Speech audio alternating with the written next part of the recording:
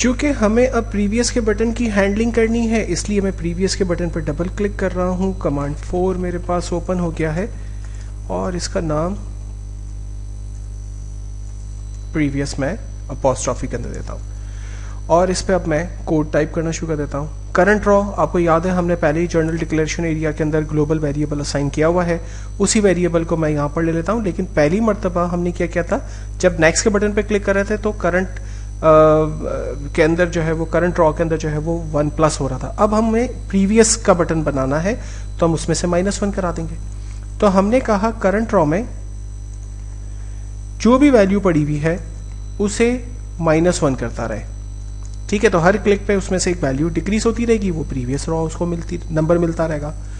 हमने कहा if current raw is greater than 1 हो जब, देन टेक्स्ट बॉक्स 1 पर टेक्स्ट बॉक्स 1 डॉट टेक्स्ट को बराबर कर दे cells current row comma 1 dot value को, और इसी को कॉपी पेस्ट कर लेते हैं। 5 टाइम्स मैंने से कॉपी पेस्ट कर लिया।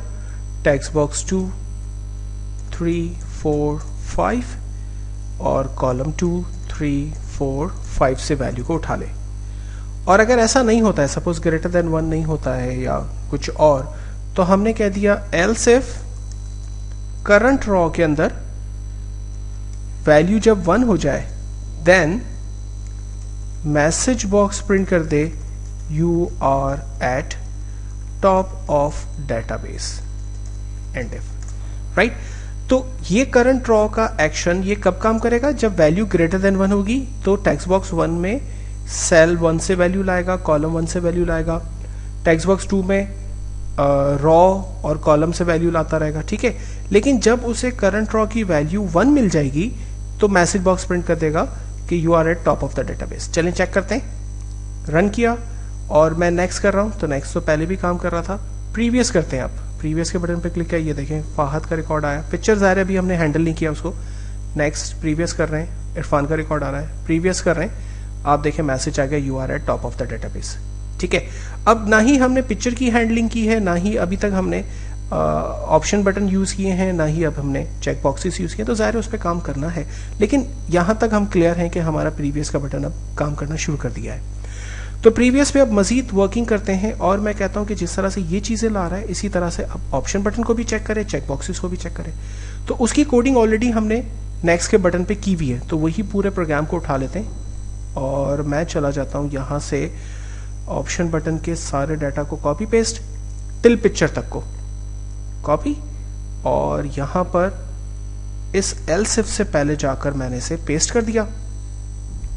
और चूंकि पिक्चर के लिए मैंने एफ पाथ अभी ऊपर असाइन नहीं किया है, तो मैं यहाँ पर कह देता हूँ एफ पाथ बराबर हो जाए दिस वर्कबुक डॉट पाथ, और क्या होना चाहिए $%, ठीक है। तो जैसे हमने पहले ऊपर असाइन किया था वैसे यहाँ पर भी हमने दे दिया।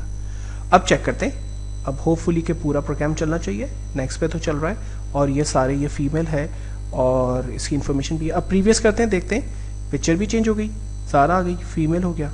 प्रीवियस करते हैं, फाद साहब आ गए, पिक्चर आ गई, जेंडर असाइन नहीं है, देखते हैं, हाँ जी जेंडर भी असाइन नहीं है और चेक बॉक्सेस भी असाइन नहीं है। प्रीवियस करते हैं, इरफान साहब आ गए, पिक्चर मेल दोनों चेक बॉक्सेस पे लगे। तो हमारा नेक्स्ट और प्रीवियस का बटन अब सक्सेसफुली काम कर रहा है और उससे रिलेटेड तमाम जो इन्फॉर्मेशन है वो हमारी एक्टिवली काम भी कर रही है।